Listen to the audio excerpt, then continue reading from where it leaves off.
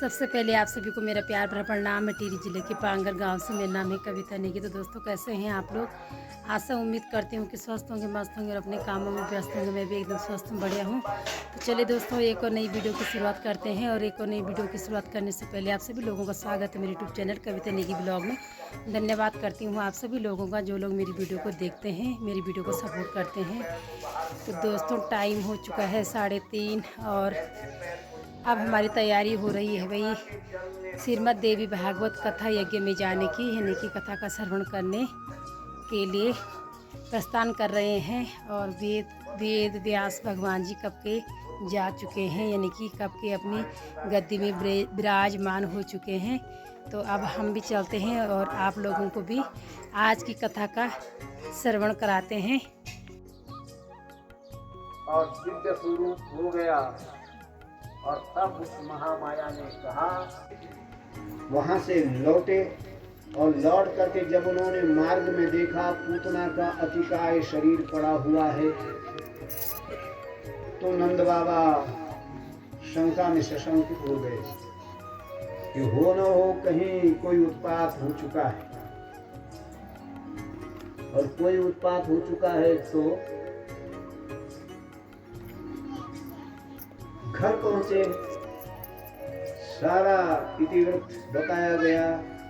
नंद बाबा ग्वालों को लेकर के गए और वहां पर जाकर के कुल्हाड़ी से पूतना के शरीर के टुकड़े किए, चिता बनाई और चिता में पूतना के शरीर को अग्निदान किया। जब पूतना जलने लगी तो पूतना के शरीर से उठी हुई लपटों पर जो धुआं था, उस धुआं से खुशबू आने लगी। क्या आने लगी? खुशबू। और सुगंध जब आने लगी, वो सुगंध चारों ओर फैल गई। और जब चारों ओर सुगंध फैली, तब सबको पता चला कि ये क्या हुआ, ये कहां से हुआ। और लोग आए, तब पता लगा कि पूतना का शरीर समाप्त हो चुका है, पूतना राक्षसी का वध हो चुका है। बोलिए जगत जननी जगदम्बिका की। जो भोजन की शेष सामग्री होती उसको लेकर के चल पड़ते। तमाम ग्वाले बड़ी बड़ी गौओं को लेकर के चल रहे हैं और कृष्ण बलराम छोटे छोटे जो बछड़े हैं उनको लेकर के चल रहे हैं। वृंदावन की लीलाएं की, वहां धेनुक नाम के राक्षस का वध किया, वहां अघासुर का वध किया, वहां बकासुर को मारा। कालिंदी जो नदी है जहाँ की कालियनाग निवास करता था, यमुना जी के जल को जिसने दूषित कर रखा था, उस कालियनाग का उद्धार किया और यमुना का जल पेय बनाया, पीने के लायक बनाया भगवत भक्तों। इसके पश्चात बड़े उल्लास और उमंग के साथ ब्रह्मा जी का जो मोह था उसे यहाँ उन्होंने अपनी वेणु बजाई। और वेणु बजाई तो बड़े उल्लास और उमंग के साथ चारों ओर ध्वनि की झंकार चल पड़ी। गोपियों ने बड़े उल्लास और उमंग के साथ कहा कि हम मां कात्यायनी का व्रत के लिए पुष्प मालाएं बनाया करता था और पान के बीड़े बना करके दिया करता था। सुदाम्न के पास पहुंचे और जैसे ही सुदाम्न ने सामने से आते हुए देखा तो सुदाम्न जो है एकदम अपनी दुकान से बाहर निकला, कृष्ण बलराम के गले पर पुष्प माला डाली और पान का बीड़ा उन्हें खाने के लिए दिया। तब सुदाम्न बोलने लगा, अध्यमे पितरस्तृप्ता अध्यमे पावितं कुलम। आज तो मेरे पितर भी तृप्त हो चुके हैं और मेरा जो कुल है ये पवित्र हो चुका है। जब इस प्रकार से कहा, प्रभु अब मेरे घर पर आपको चलना होगा। कहा नहीं, इस समय मैं आपके घर पर नहीं जा पाऊंगा। कृष्ण और बलराम आगे बढ़े, आगे गए तो एक कुबड़ी जिसके पीठ पर 3 कुपड़ पड़े हुए हैं, वो कुबड़ी चंदन का कटोरा लेकर के खड़ी है और बड़े प्रेम के साथ कुबड़ी ने जैसे ही कृष्ण बलराम को आते हुए देखा, चंदन का कटोरा आगे बढ़ाया और भगवान हंसे कुबड़ी के कुबड़ को देखकर। फिर क्या था, चंदन चढ़ाया और सोचने लगे प्रभु कि इस चंदन के बदले में मैं इसे क्या दूं।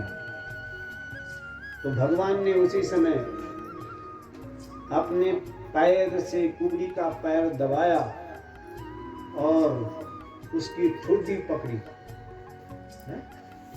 और जोर से एक झटका मारा। कुबड़ी के तीनों कुबड़ सीधे और वो दिव्य स्वरूपा बन गई। और जब दिव्य स्वरूपा बन गई तब बोलने लगी कि हे प्रभु, आप मेरे घर चलने का कष्ट करें। कहा नहीं, इस समय मैं नहीं आ सकता, अभी मुझे जाना है मामा के पास, इसके बाद मैं तुम्हारे घर रहूंगा। चल पड़े कृष्ण बलराम आगे और जो मुख्य द्वार था उस मुख्य द्वार के पास एक हाथी था। उस हाथी का नाम था कुवलयापीठ। हाथी का वध किया, आगे बढ़े और तब वहां मल्लशाला थी। उस मल्लशाला में दो मल्ल थे पहलवान कुश्ती करने के लिए। एक का नाम था चाणूर और दूसरे का नाम था मुष्टिक। चाणूर और मुष्टिक के पास गए, दोनों का वध किया और उसके बाद कंस को मारा, कंस का वध किया। इस प्रकार से और जेल से उग्रसेन अपने नाना को निकाला और मथुरा का राज्य उग्रसेन को सौंप दिया।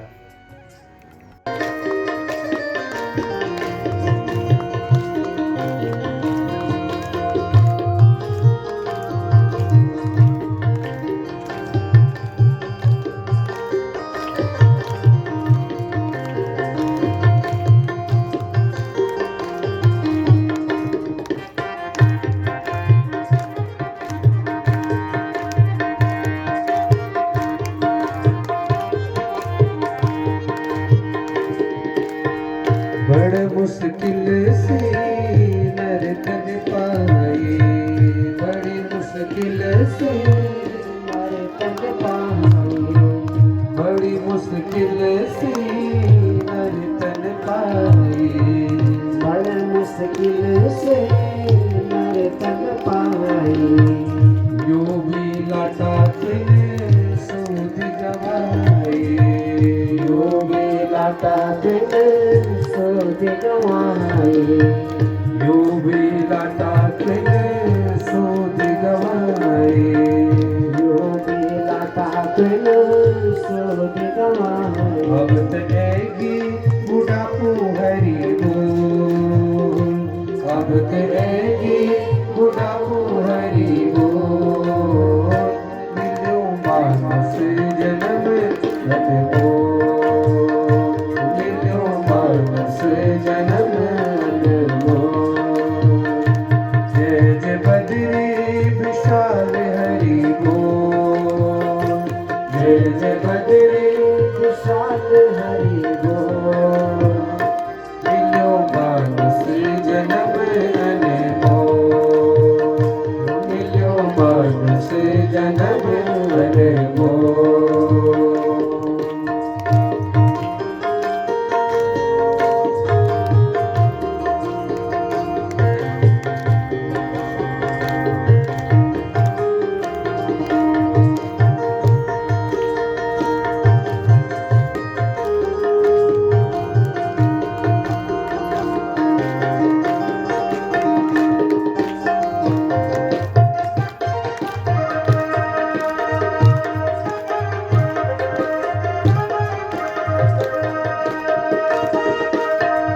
बचपन बीती करुणी आए, बचपन बीती करुणी आए, बचपन बीती करुणी आए, बचपन बीती करुणी आए। जवानी का जोश हो मिलो मानस जन्म अनमो मिलो मानस जन्म अनमो जय जय बजरे निशान हरि हो जय जय बजरे निशान हरि जाता वो हुई अजपा। और ये अजपा का मंत्र ही गुरु देते हैं। कौन देते हैं? गुरु। जिसे जपने की आवश्यकता नहीं होती, जो मंत्र स्वयं अपने को जप रहा है उसे कहते हैं अजपा। ठीक।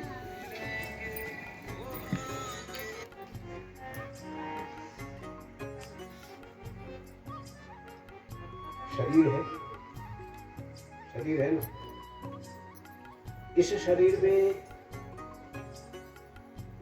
क्या हो रहा है? इस शरीर में रक्त का संचरण हो रहा है, और रक्त का जो संचरण पूरे शरीर के घटकों में जा रहा है, ऊतक में जा रहा है, कोशिकाओं में जा रहा है। ये जो भेजा जा रहा है ये काम अजपा नाम की गायत्री का। और ये कहाँ रहती है? ये हृदय में रहती है। कहाँ रहती है? हृदय में रहती है। और यदि अजपा है तो हृदय की पल्पिटेशन हो रही है, हृदय धड़क रहा है। अजपा बंद हो जाए, अपना नाम जपना भूल जाए तो फिर क्या? हृदय इसलिए ये जो अजपा नाम की गायत्री है इसको जपना नहीं, जानना है। और ये इसको जानते हैं गुरु कृपा के द्वारा।